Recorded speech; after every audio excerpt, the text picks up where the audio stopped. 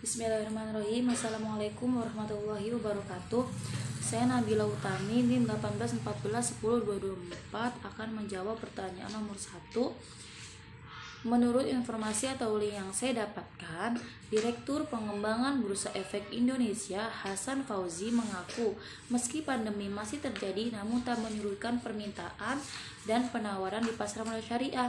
Yang pertama, buktinya instrumen sukuk terus terbit dari sisi korporasi tengah pandemi ini. Yang kedua, saham syariah terus tumbuh di tengah pandemi ini. Beliau juga mengatakan pasar modal syariah menjadi ujung tombak alternatif pendanaan. Ada lebih dari 30 triliun lebih sukuk baru di tahun ini. Selanjutnya, reksadana yang juga terus mengalami peningkatan aset under management mencatat reksadana konven hanya tumbuh 77,6%. Namun sebaliknya, reksadana syariah tumbuh hampir 30%. Jumlah investor syariah naik terus. Regulator dalam hal ini OJK terus memberikan dukungan terhadap perkembangan pasar modal syariah.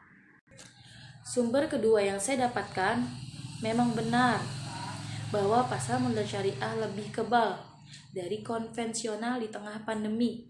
Bambang Prijambodo menyampaikan dampak COVID-19 sangat terasa ke semua instrumen pasar modal. Tetapi instrumen syariah lebih kebal, lebih less volatile atau lebih stabil dibanding konvensional. Kapitalisasi pasar modal syariah secara year to date tercatat minus 22,39%, sedangkan konvensional minus 23,55%. Instrumen surat utang sukuk juga terpantau lebih tahan dibanding obligasi. Jadi sudah jelas ya bahwa kondisi perkembangan pasar modal syariah di Indonesia di tengah pandemi COVID-19 ini kebal akan pandemi karena di tahun ini mengalami peningkatan. Baiklah, jawaban dari pertanyaan nomor 2. Semua investor pasti mempunyai tujuan ya. Nah, tujuan utamanya apa? Mencari keuntungan, tetapi dengan metode atau cara yang memenuhi prinsip Islam, baik menggunakan metode analisis fundamental maupun teknikal, karena melakukan analisis adalah ikhtiar, sedangkan realisasi hasilnya adalah takdir.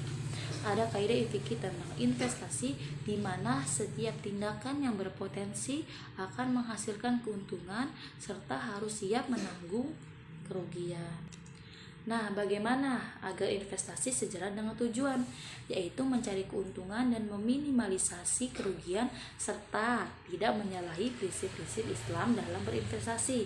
Ada 3 hal yang harus diperhatikan investor. Yang pertama, kenali semua variabel investasi syariah di pasar modal. Di sini juga ada 3 hal lagi. 1. Perusahaan efek pasar modal syariah wajib mempunyai sistem syariah yang sudah disertifikasi oleh DSN-MUI. Yang kedua, investor harus mengenal regulasi yang mengatur pasar modal syariah di Indonesia, termasuk fatwa-fatwa terkait pasar modal syariah. Tidak harus semua peraturan dan fatwa tentang pasar modal harus dikenali, tetapi minimal terkait dengan cara berinvestasi di pasar modal syariah, sehingga akan memudahkan dalam mengambil strategi investasi yang memenuhi prinsip Islam. Yang ketiga, mengenali saham syariah yang akan ditransaksikan, termasuk di dalamnya adalah istilah-istilah yang berhubungan dengan saham syariah. Pemahaman akan meningkatkan efisiensi dan efektivitas transaksi yang dilakukan investor syariah. Yang pertama setelah dikenali, yang kedua dipelajari. Yang kedua itu pelajari semua variabel utama syariah di pasar modal. Investor syariah harus menghindari transaksi gharar yang dilarang. Setelah mengenali 3 variabel tadi, sebaiknya investor wajib mempelajarinya agar proses transaksi akan semakin efektif. Setelah itu, investor syariah harus mempelajari SOTS. Karena dengan mempelajari, maka investor dapat terhindar dari transaksi yang tidak memenuhi prinsip syariah dan sekaligus memenuhi aturan bertransaksi yang sesuai regulasi.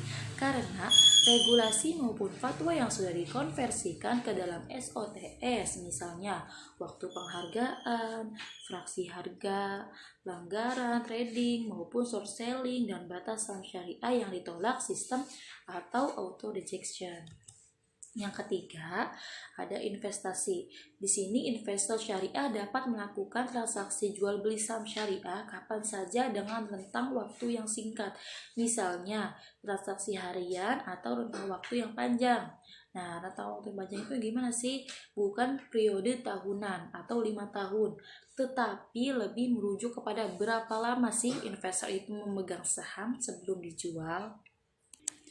Nah, itu adalah cara menjadi investor di pasar modal syariah Indonesia agar tidak menyalahi prinsip-prinsip Islam dalam berinvestasi.